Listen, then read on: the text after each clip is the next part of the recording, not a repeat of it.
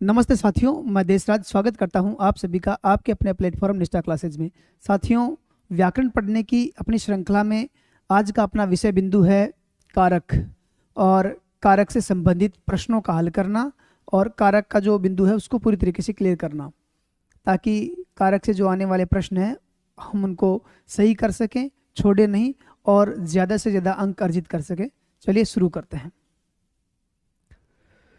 आज का अपना विषय बिंदु है कारक।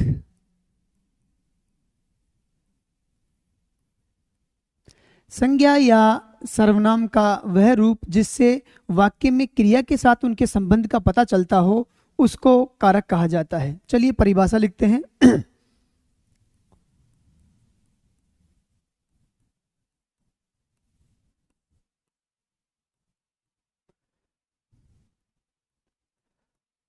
संज्ञा या सर्वनाम का वह रूप जिससे वाक्य में संज्ञा या सर्वनाम का वह रूप जिससे वाक्य में क्रिया के साथ, किसके साथ? क्रिया के साथ उनके संबंध का बोध होता हो उसे कारक कहते हैं।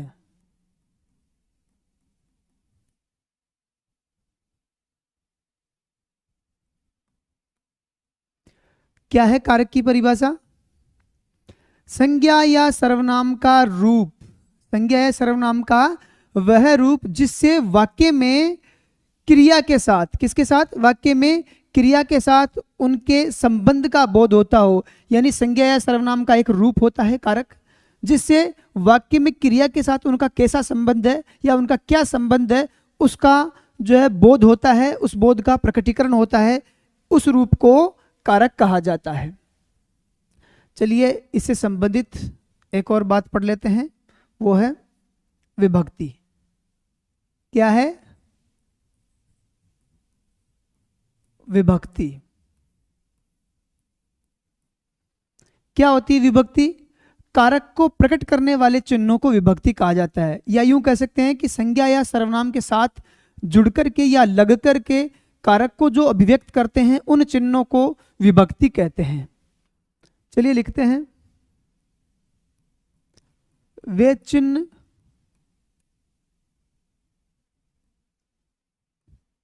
चिन्ह जो संज्ञा या सर्वनाम के साथ जुड़कर कारक की अभिव्यक्ति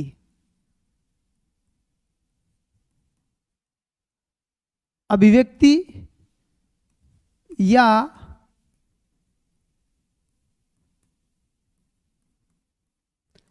प्रकटीकरण करते हैं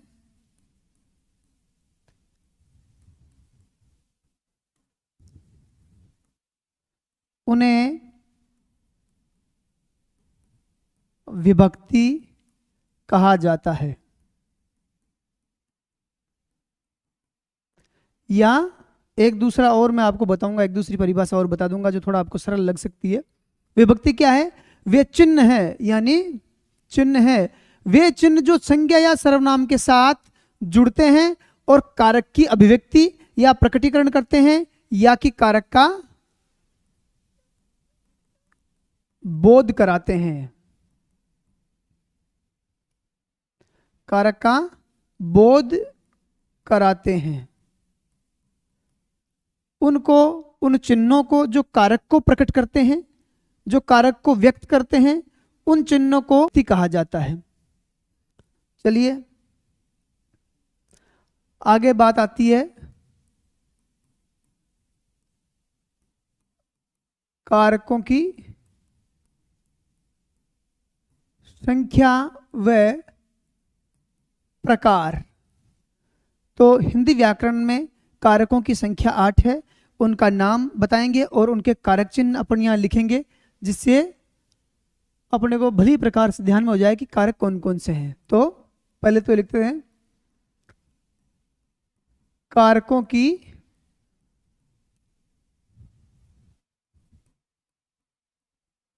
कारकों की संख्या 8। कारकों की संख्या 8 है। इधर लिख देते हैं अपन कारक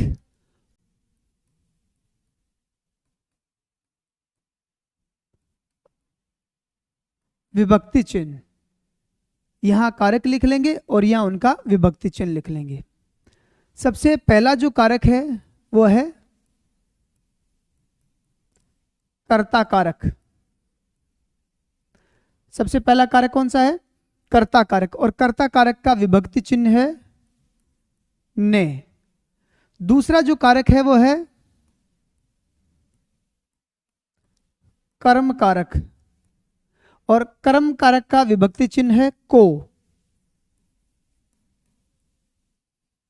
तीसरा जो कारक है वो है करण कारक। करण कारक का विभक्ति चिन्ह है से के द्वारा। करण कारक का विभक्ति चिन्ह है से और के द्वारा।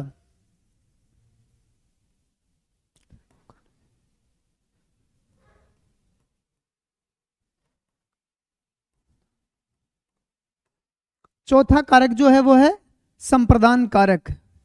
संप्रदान कारक का विभक्ति चिन्ह है के लिए, के वास्ते। ये 4 कारक अपन ने अभी तक लिखे हैं। कर्ता ने कर्म को करण से के द्वारा संप्रदान के लिए। अब आगे बढ़ते हैं।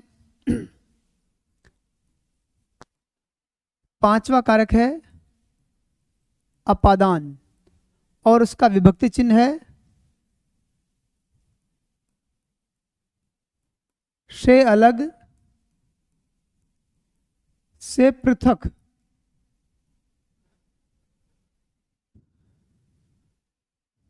और छठा जो कारक है वो है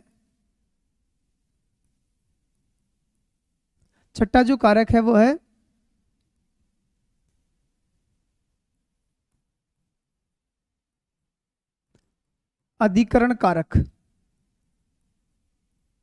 अधिकरण कारक के विभक्ति चिन्ह है में, पे और पर।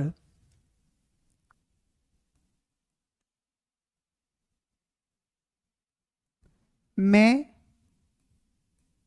पे, पर, ये अधिकरण कारक के विभक्ति चिन्ह हैं। 7वां है संबंध कारक।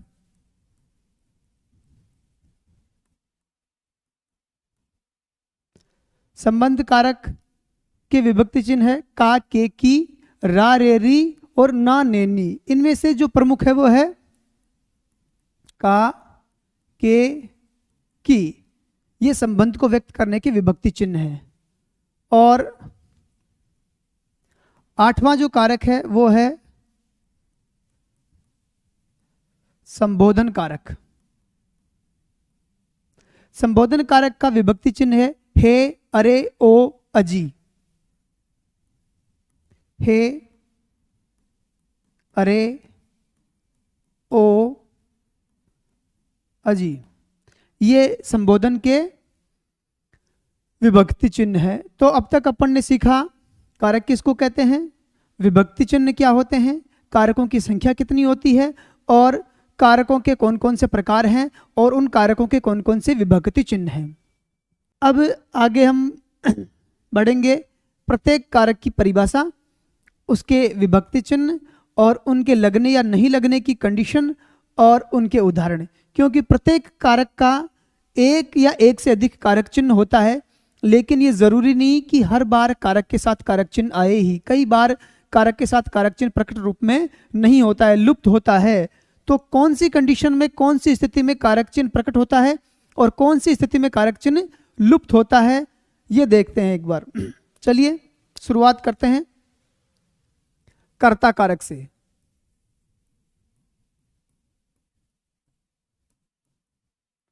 कर्ता कारक क्या है? कर्ता कारक संज्ञा या सर्वनाम का वाक्य में वह रूप जिससे क्रिया के करने वाले का बोध होता हो, क्रिया के करने वाले का पता चलता हो, उसको कर्ता कारक कहते हैं। चलिए इसके बारे में एक बार लिख लेते हैं परिभाषा। कर्ता कारक और इसका विभक्ति चिन्ह पढ़ने इसमें लिखा है कोष्टक में। संज्ञा या सर्वनाम का वह रूप जिससे वाक्य में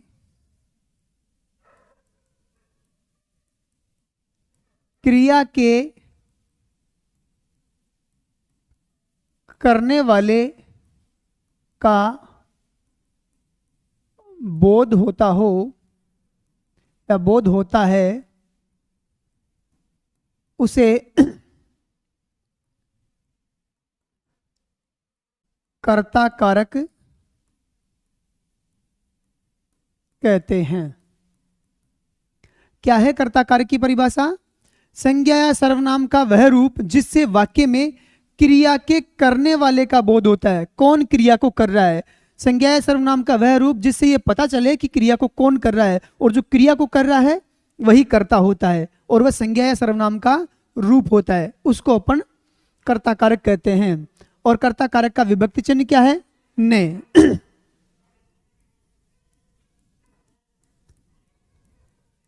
कर्ता कारक का विभक्ति चिन्ह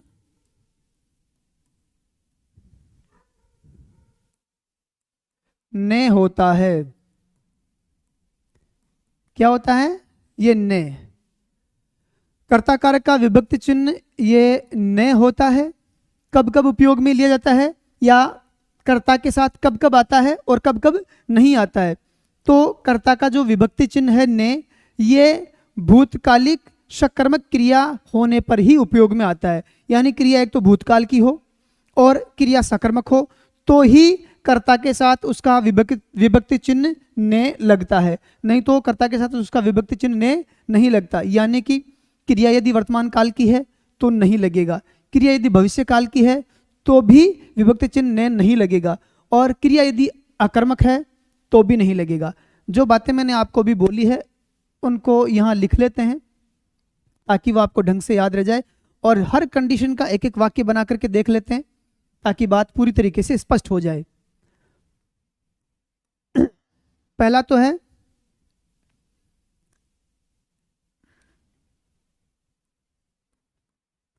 ने विभक्ति चिन्ह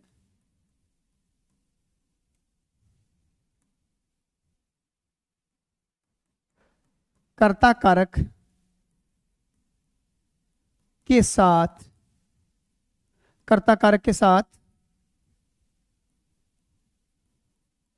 भूतकालिक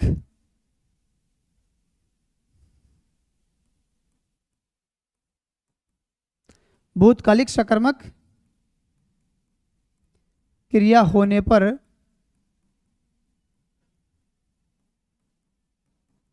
आता है। कर्ता कारक का जो विभक्ति चिन्ह ने है वो कब आता है? ने विभक्ति चिन्ह कर्ता कारक के साथ भूतकालिक क्रिया हो, यानी क्रिया भूतकाल की हो और सकर्मक हो। एक तो ये सकर्मक होनी चाहिए, दूसरी बात है भूतकालिक, या यूं कह सकते हैं कि भूतकालिक हो, और दूसरी बात है सकर्मक क्रिया होना। इनके अलावा ने विभक्ति चिन्ह कर्ता कारक के साथ नहीं आता है। कब कब नहीं आता है? क्रिया यदि वर्तमान काल में, क्रिया यदि वर्तमान कालिक या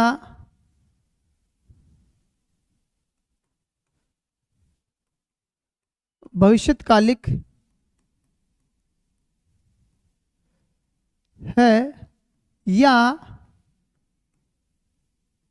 अकर्मक है तो कर्ता के साथ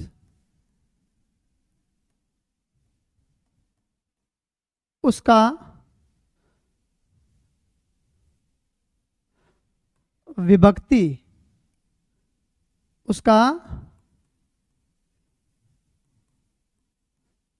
चिन्ह, कौन सा विभक्ति चिन्ह? ये वाला ने नहीं आएगा या नहीं आता है। ये अपन ने कर्ता कारक की परिभाषा, कर्ता कारक का विभक्ति चिन्ह कब कब आता है और कब कब नहीं आता, ये लिखा है। और जो लिखा है उसके लिए सब कंडीशन के लिए एक एक वाक्य लिख करके देखेंगे कि जो अपन ने लिखा वो फिट बैठता है कि नहीं बैठता है। इसका एक बार पहले दोहरान करेंगे ताकि बात अपने को ढंग से समझ में आ जाए और याद रहे। क्या है कर्ता कारक? तो कर्ता कारक का विभक्ति चिन्ह होता है ने, कर्ता ने। अब क्या है कर्ता कारक? संज्ञा या सर्वनाम का वह रूप जिससे वाक्य में क्रिया करने वाले का बोध होता हो उसे कर्ता कारक कहते हैं। ये तो हो गई कर्ता कारक की परिभाषा। बात है कर्ता कारक का विभक्ति चिन्ह क्या होता है? तो कर्ता कारक का विभक्ति चिन्ह ने होता है। ये अपन ने यहां लिखा है अब तक। आगे क्या है? ने विभक्ति चिन्ह कब कब आता है और कब कब नहीं आता है। ने विभक्ति चिन्ह कर्ता कारक के साथ भूतकालिक सकर्मक क्रिया होने पर आता है। क्रिया भूतकाल की हो और क्रिया सकर्मक रूप में हो तो ने विभक्ति चिन्ह उसके साथ आता है। ने विभक्ति चिन्ह कब कब नहीं आता है? क्रिया यदि वर्तमान काल की है तो नहीं आएगा। यदि वर्तमान काल की क्रिया है या वर्तमान कालिक क्रिया है तो विभक्ति चिन्ह ने नहीं आएगा। क्रिया यदि भविष्य काल की है तो भी ने विभक्ति चिन्ह नहीं आएगा। और क्रिया यदि अकर्मक है तो भी ने विभक्ति चिन्ह नहीं आएगा। चलिए अब इन पर अपन एक वाक्य जो कंडीशन दी गई है अपने को उस कंडीशन से वाक्य बनाते प्रयोग करते हैं और जो अपन ने सीखा है उसको पुष्ट करते हैं कि जो बात अपन ने सीखी है वो सही है या नहीं है। एक भूतकालिक सकर्मक वाक्य बनाते हैं। सबसे पहले मोहन ने आम खाया। इस वाक्य का पूरा परीक्षण करेंगे एक बार।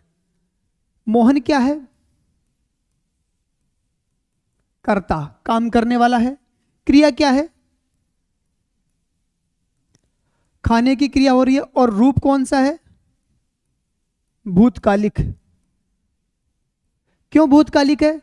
खाया यानी काम हो चुका, पहले हो चुका। ऐसा नहीं कि खा रहा है या खाएगा। खाया यानी क्रिया हो चुकी। तो ये जो खाना है ये खाने की क्रिया है और भूतकालिक क्रिया है। अब खाने की जो क्रिया है उसका प्रभाव किस पर पड़ रहा है? कर्म। तो क्रिया का प्रभाव जिस पर पड़ता है उसको कर्म कहते हैं। तो ये आम हो गया कर्म। और ये क्या है? ये है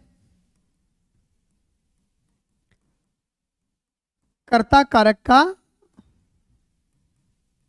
विभक्ति चिन्ह। कर्ता है, ये ने कर्ता कारक का विभक्ति चिन्ह है। आम कर्म है और खाना क्रिया है जो कि भूतकालिक क्रिया है और सकर्मक है क्योंकि इसके साथ कर्म, ये कर्म मौजूद है। ये वाक्य का अपन ने एक बार परीक्षण किया।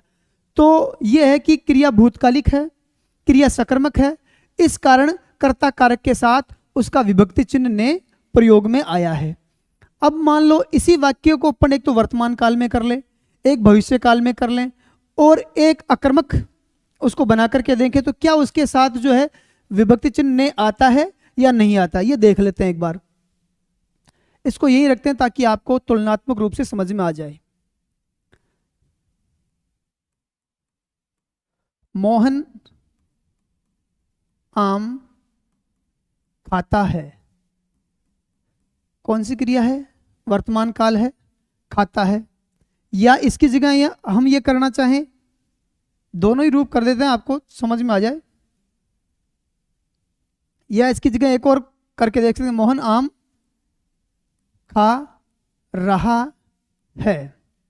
तो अपन ने उसकी परिभाषा में और उसके बारे में जो कर्ता कारक की जो परिभाषा है उसके बारे में जो अपन ने लिखा था कि उसके विभक्ति चिन्ह ने जो है वर्तमान काल और भविष्य काल तथा अकर्मक रूप में क्रिया के साथ में नहीं आता है। तो यहां क्रिया खाने की क्रिया है, खाने का काम हो रहा है, और ये सहायक क्रिया व्यक्त करती है कि ये वर्तमान कालिक। तो ये क्रिया का कौन सा रूप है? क्रिया का वर्तमान कालिक रूप है। कर्म है क्या? हाँ कर्म है। आम खाने की क्रिया का प्रभाव आम पर पड़ रहा है तो इसमें कर्म है। और कर्ता मौजूद है? हाँ कर्ता मौजूद है। क्या विभक्ति चिन्ह मौजूद है? नहीं, इसमें विभक्ति चिन्ह मौजूद नहीं है। तो हमने जो परिभाषा के बाद में इससे संबंधित महत्वपूर्ण तथ्य लिखे थे वो ये था कि वर्तमान काल की क्रिया में ने विभक्ति नहीं आती है, भूतकालिक क्रिया में ही ने विभक्ति आती है। तो यहां ने विभक्ति नहीं आई। अब हमारे दो और प्रयोग हैं ताकि हमारी बात पुष्ट हो जाए। एक प्रयोग है कि भविष्य काल में भी कर्ता कारक के साथ ने विभक्ति नहीं आती, और दूसरा प्रयोग है कि अकर्मक क्रिया रूप में कर्ता कारक के साथ ने विभक्ति नहीं आती। वे दोनों भी करके देख लेते हैं। अब इसी बात को जो अपन लिख रहे थे उसको अपन भविष्य काल में लिखेंगे। मोहन आम खाएगा। क्रिया है खाने की क्रिया, खाने की क्रिया है कौन सी? भविष्यकालिक, भविष्यकालिक क्रिया है। कर्म मौजूद है? हाँ कर्म है। कर्ता मौजूद है? कर्ता भी मौजूद है। तो क्या कर्ता कारक का विभक्ति चिन्ह मौजूद है? नहीं है, क्योंकि क्रिया भूतकालिक है। और हमने ये पढ़ा है कि वर्तमान कालिक क्रिया, भूतकालिक क्रिया और अकर्मक क्रिया के साथ कर्ता कारक का विभक्ति चिन्ह ने नहीं आता है। ये यहां भी बात अपनी पुष्ट हो गई, अपनी बात क्लियर हो गई, समझ में आ गई। एक वाक्य जो है ना अपन अकर्मक क्रिया का बना लेते हैं कर्ता कारक का, उससे अपनी बात समझ में आ जाएगी। इसी मोहन का बनाते हैं ताकि मोहन से अपने को जो लगाव हो गया वो क्लियर हो जाएगा। मोहन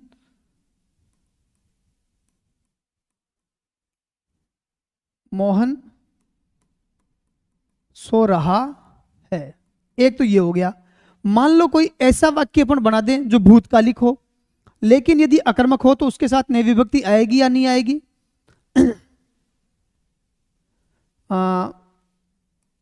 मोहन रोया था। रोने की क्रिया भूतकाल की है, ठीक है। क्रिया भूतकालिक, कर्ता मौजूद है? कर्ता। कर्म नहीं है, क्योंकि अपन परीक्षण इस बात का कर रहे हैं कि यदि मान लो हम अकर्मक क्रिया भूतकाल में लिखें तो उसके साथ ने विभक्ति आएगी कि नहीं आएगी? तो कर्म तो वैसे ही मौजूद नहीं, तो कर्म भी मौजूद नहीं है। और क्या कर्ता का विभक्ति चिन्ह मौजूद है? नहीं है। विभक्ति चिन्ह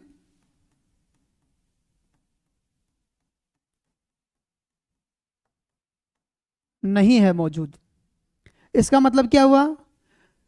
जो कर्ता कारक का विभक्ति चिन्ह है वो हमेशा भूतकाल में केवल और सकर्मक क्रिया के साथ ही प्रयुक्त होता है। क्रिया यदि वर्तमान काल में है तो भी कर्ता कारक का विभक्ति चिन्ह नहीं आएगा। क्रिया यदि भविष्य काल में लिखी गई है, पढ़ी गई है या लिखी जाएगी, पढ़ी जाएगी, तो भी विभक्ति चिन्ह नहीं आएगा। क्रिया यदि अकर्मक है, चाहे वो वर्तमान काल की हो, भूतकाल की हो या भविष्य काल की हो, क्रिया यदि अकर्मक है तो उसके साथ भी कर्ता कारक का विभक्ति चिन्ह नहीं आएगा। ये अपन ने पहला जो कारक है कर्ता कारक उसके बारे में पढ़ा है। आगे बढ़ते हैं।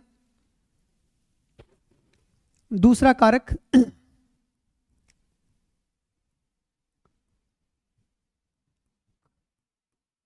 कर्म कारक। दूसरा कारक क्या है? कर्म कारक। और कर्म कारक का विभक्ति चिन्ह है को। तो कर्म कारक की परिभाषा एक बार अपन देख लेते हैं। वाक्य में संज्ञा या सर्वनाम का वह रूप जिस पर क्रिया के होने का प्रभाव पड़ता है या क्रिया का फल जिस पर पड़ता है उसको कर्म कारक कहते हैं। चलिए लिख लेते हैं।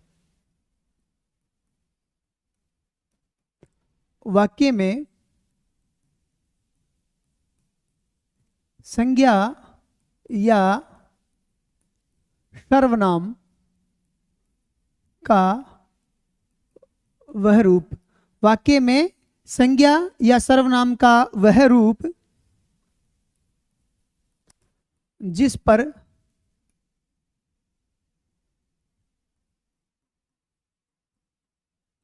क्रिया का प्रभाव पड़ता है या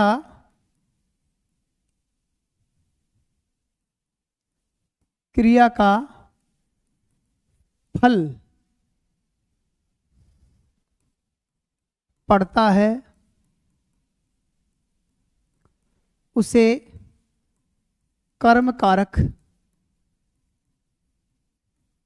कहते हैं। वाक्य में संज्ञा है सर्वनाम का वह रूप जिस पर क्रिया का प्रभाव, यानी कि क्रिया की जो घटना हो रही है उसका असर कर्म पर पड़ता है, तो क्रिया का प्रभाव पड़ता है या क्रिया का फल जिस पर पड़ता है उसको कर्म कारक कहते हैं।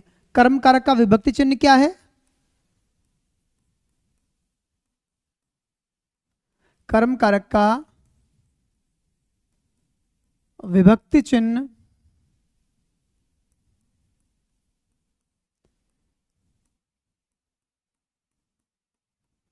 कर्म कारक का विभक्ति चिन्ह को है।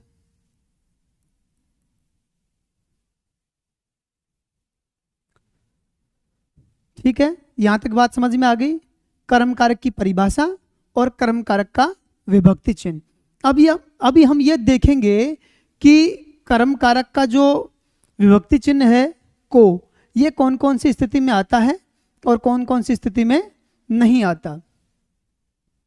यदि कर्म कारक सजीव है तो को विभक्ति का जो चिन्ह है वो आएगा, और यदि कर्म कारक जो है निर्जीव है तो को विभक्ति का चिन्ह उसके साथ नहीं आएगा, या कि जो कर्म का जो विभक्ति चिन्ह है वो उसके साथ नहीं आएगा।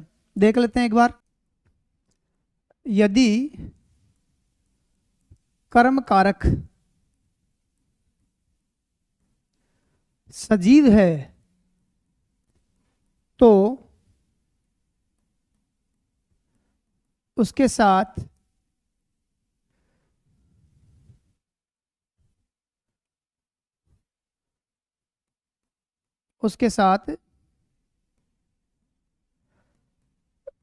कर्म कारक का विभक्ति चिन्ह को आएगा, और यदि निर्जीव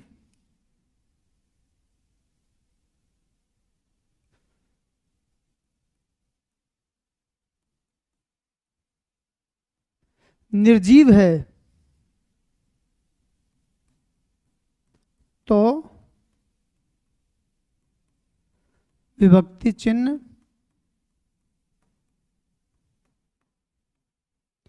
नहीं आएगा। यह है कर्म कारक, उसका विभक्ति चिन्ह, परिभाषा, और किस स्थिति में विभक्ति चिन्ह आता है और किस स्थिति में विभक्ति चिन्ह नहीं आता। तो कर्म कारक का विभक्ति चिन्ह को है, परिभाषा है, वाक्य में संज्ञा है सर्वनाम का वह रूप जिस पर क्रिया का प्रभाव पड़ता है या क्रिया का फल पड़ता है या क्रिया का असर जिस पर पड़ता है उसको कर्म कारक कहते हैं। कर्म कारक का विभक्ति चिन्ह जो है वो को होता है, और कौन कौन सी स्थिति में कर्म कारक का विभक्ति चिन्ह आता है, कौन सी स्थिति में कर्म कारक का विभक्ति चिन्ह नहीं आता, वो है यदि कर्म कारक सजीव है तो विभक्ति चिन्ह उसके साथ कर्म कारक का विभक्ति चिन्ह आएगा, और यदि निर्जीव है तो कर्म कारक का विभक्ति चिन्ह नहीं आएगा, निर्जीव के साथ नहीं आएगा। सीधी सीधी बात है। चलिए वाक्य में प्रयोग कर लेते हैं, एक सजीव का प्रयोग करके देख लेते हैं, एक निर्जीव का प्रयोग करके देख लेते हैं, आगे बढ़ते हैं फिर।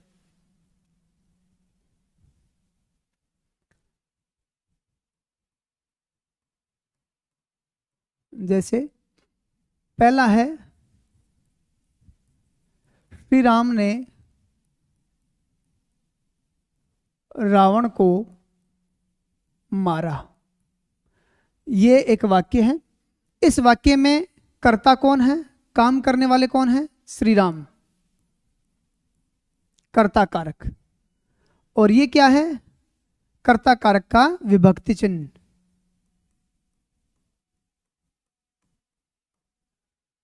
विभक्ति चिन्ह, कर्ता कारक का विभक्ति चिन्ह है ने। क्रिया क्या है? मारने की क्रिया।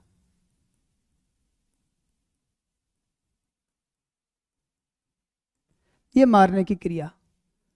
और ये जो मारने की क्रिया हुई है, इसका प्रभाव किस पर पड़ा? किस पर इसका फल पड़ा? रावण,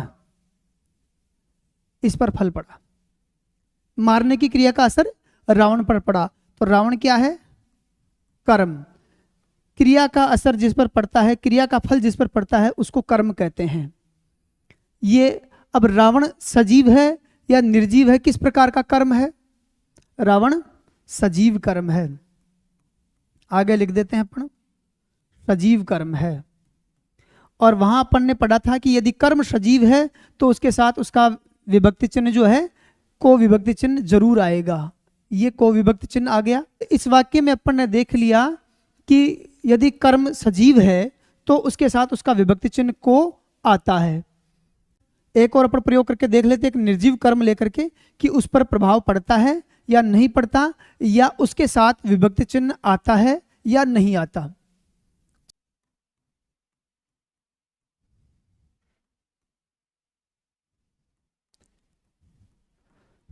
विपिन ने आम खाया।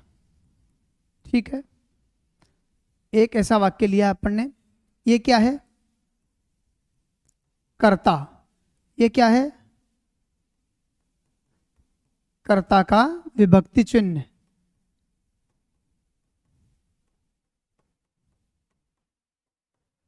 ये कर्ता का विभक्ति चिन्ह, ये कर्ता, कर्ता का विभक्ति चिन्ह हो गया। क्रिया क्या है? क्रिया हो रही है खाने की क्रिया। ठीक है, ये खाने की क्रिया हो रही है। और खाने की क्रिया का प्रभाव किस पर पड़ रहा है? इस पर। तो जिस पर क्रिया का प्रभाव पड़ता है उसको क्या कहते हैं? जिस पर क्रिया का प्रभाव पड़ता है उसको कहते हैं कर्म कारक। ठीक है, तो आम कर्म कारक है। अब आगे की जो बात है वो ये है कि आम कौन सा कर्म कारक है, सजीव है या निर्जीव है? तो आम निर्जीव कर्म कारक है।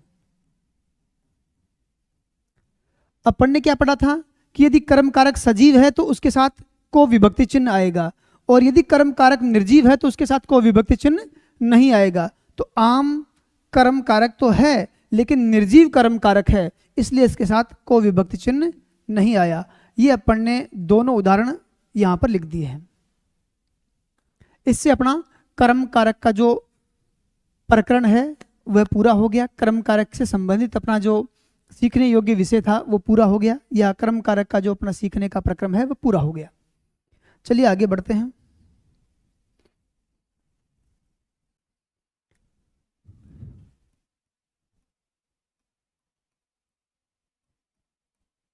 तीसरा है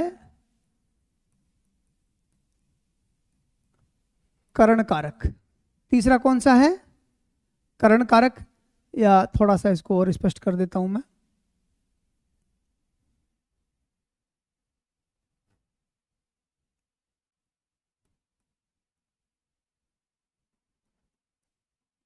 करण कारक। अब ठीक है, तीसरा है करण कारक। और करण कारक का विभक्ति चिन्ह कौन सा है? से और के द्वारा। अपन ने शुरुआत में एक बात पढ़ी थी कि किसी भी कारक के एक या एक से अधिक विभक्ति चिन्ह हो सकते हैं। एक से अधिक विभक्ति चिन्ह है से के द्वारा। यह है करण कारक के विभक्ति चिन्ह। परिभाषा, वाक्य में कर्ता के द्वारा जिस साधन, जिस माध्यम या जिस उपकरण के द्वारा क्रिया संपन्न की जाती है उसको करण कारक कहा जाता है। क्या है करण कारक की परिभाषा?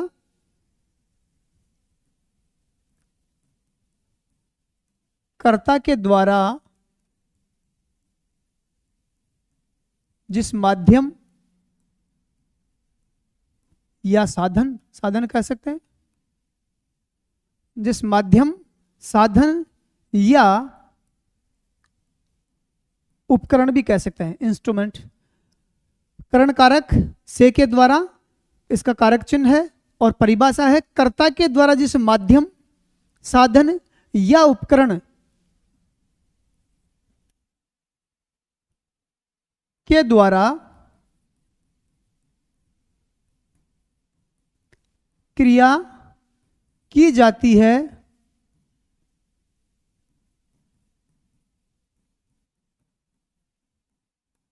उसे करण कारक कहते हैं। कर्ता के द्वारा जिस माध्यम से, कोई माध्यम हो, कोई साधन हो या कोई उपकरण हो, उस उपकरण, माध्यम या साधन के द्वारा क्रिया की जाती है, उस साधन को, उस माध्यम को या उस उपकरण को करण कारक कहा जाता है। किसको कहा जाता है? उस माध्यम, साधन या उस उपकरण को। किसको? जिसके द्वारा कर्ता ने क्रिया की है, जिसके साथ, जिसके माध्यम से। जैसे कि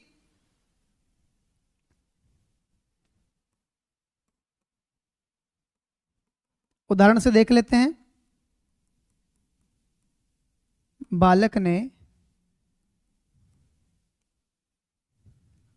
बालक ने कुत्ते को डंडे से मारा।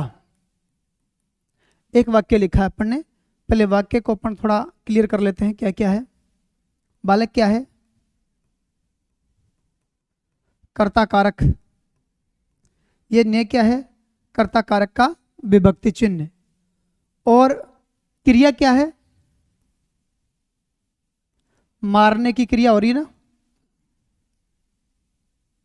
मारने की क्रिया, ये मारने की क्रिया हो रही है। और कर्म क्या है? क्रिया का प्रभाव किस पर पड़ रहा है? कुत्ते पर। कुत्ता सजीव है, इसलिए विभक्ति चिन्ह को साथ में आया है। तो ये क्या है?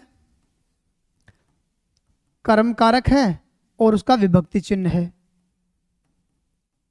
विभक्ति चिन्ह कौन सा है? को। और कर्म कारक के साथ विभक्ति चिन्ह को कब आता है? जबकि कर्म सजीव हो। कुत्ता सजीव है तो विभक्ति चिन्ह भी आ गया। अब किसके माध्यम से मारा? कौन सा साधन है? किस उपकरण से मारा है? क्या माध्यम है? क्या क्या माध्यम, साधन या उपकरण? किसके माध्यम से मारा? डंडे से। और यहां क्या है? से के द्वारा। कौन सा? ये विभक्ति चिन्ह आ गया। से किससे मारा है? डंडे से। और ये क्या है? ये है करण कारक। करण कारक है क्योंकि इससे मारा है और ये विभक्ति चिन्ह आ गया। तो ये करण कारक है और ये करण कारक का विभक्ति चिन्ह है।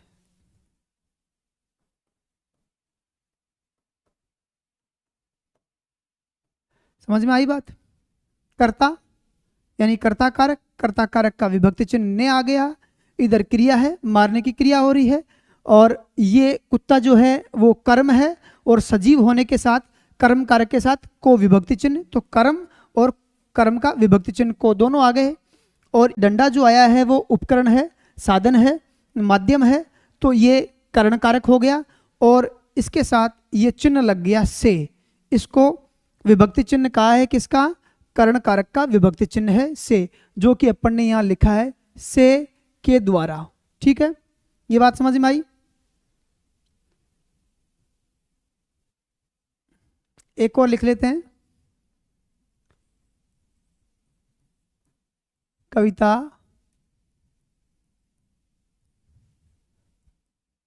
पेंसिल से लिखती है।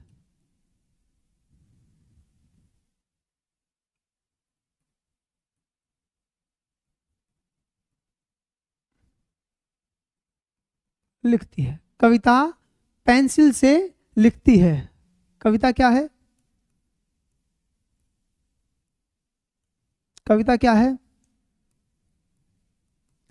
कर्ता कारक। कर्ता कारक।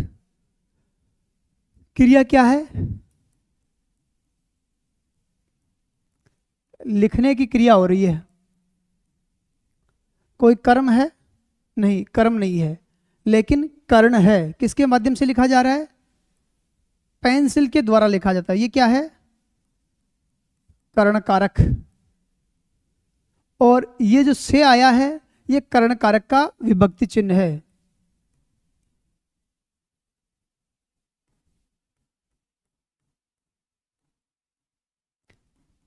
कर्ण कारक का विभक्ति चिन्ह, ये कर्ण कारक का विभक्ति चिन्ह आ गया। तो यहां बात स्पष्ट हो गई। तो अपन ने अब तक पढ़ लिया है कर्ता कारक, कर्म कारक और कर्ण कारक। आगे हम पढ़ेंगे संप्रदान कारक। चौथा कारक है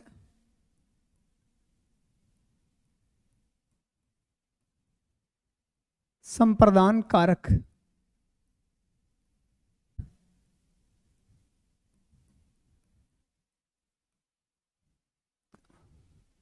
के लिए, संप्रदान कारक का कारक चिन्ह क्या है? के लिए। और संप्रदान का अर्थ क्या होता है? देना।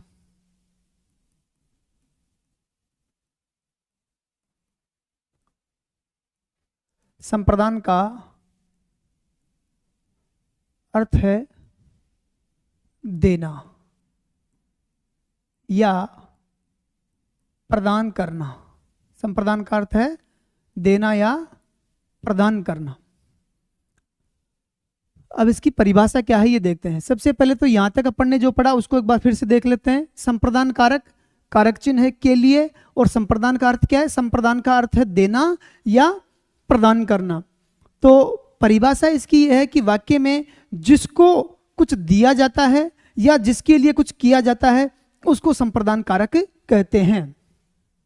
चलिए लिख लेते हैं आगे। वाक्य में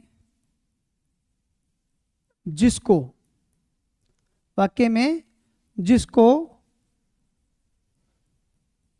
कुछ दिया जाता है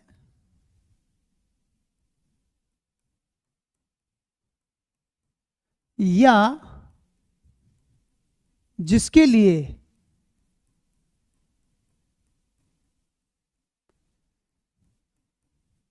कुछ किया जाता है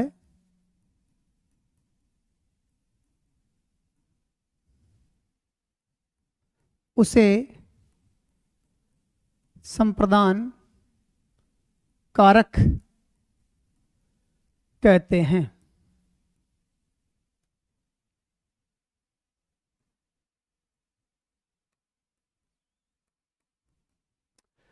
संप्रदान कारक, संप्रदान का अर्थ है देना या प्रदान करना। वाक्य में जिसको कुछ दिया जाता है, देने वाले को संप्रदान कहते हैं। वाक्य में जिसको कुछ दिया जाता है उसको, या जिसके लिए कुछ किया जाता है उसको संप्रदान कारक कहा जाता है। दो बातें ध्यान में रखनी है इस परिभाषा में। या तो जिसको कुछ दिया जाए, तो जिसको दिया जाता है उसको, या जिसके लिए कुछ किया जाए उसको संप्रदान कारक कहते हैं। चलिए दो वाक्य उदाहरणों से अपन को समझ लेते हैं। जैसे जैसे है, माता ने बालक के लिए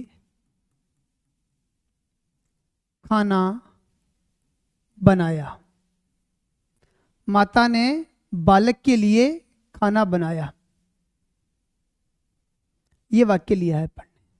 कर्ता कौन है? काम कौन कर रहा है? माता कर्ता है। ये क्या है? कर्ता का विभक्ति चिन्ह हो गया, क्योंकि कर्ता का विभक्ति चिन्ह नहीं होता है। क्रिया क्या हो रही है? क्रिया हो रही है बनाने की, बनाने की क्रिया हो रही है। और इस बनाने की क्रिया का प्रभाव किस पर पड़ेगा? खाना। ये क्या है? कर्म। खाना क्या है? कर्म है। किसके लिए बनाया? बालक के लिए। ये के लिए शब्द किसके लिए आया है? इस बालक के लिए आया है। खाना किसके लिए बनाया? बालक के लिए। तो परिभाषा क्या है कि जब भी किसी के लिए कुछ किया जाता है या किसी को कुछ दिया जाता है, तो जिसको दिया जाता है या जिसके लिए किया जाता है वह संप्रदान कारक होता है। तो ये बालक क्या है? बालक है संप्रदान कारक, क्योंकि ये जो बनाने का काम है ये किसके लिए किया जा रहा है? बालक के लिए। तो ये बालक तो हो गया संप्रदान कारक, और ये के लिए ये क्या हो गया? ये हो गया संप्रदान कारक का विभक्ति चिन्ह।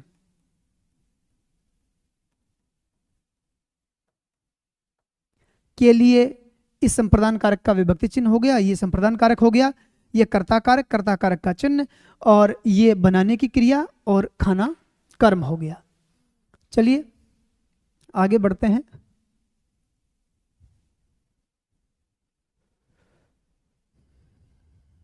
पांचवा कारक,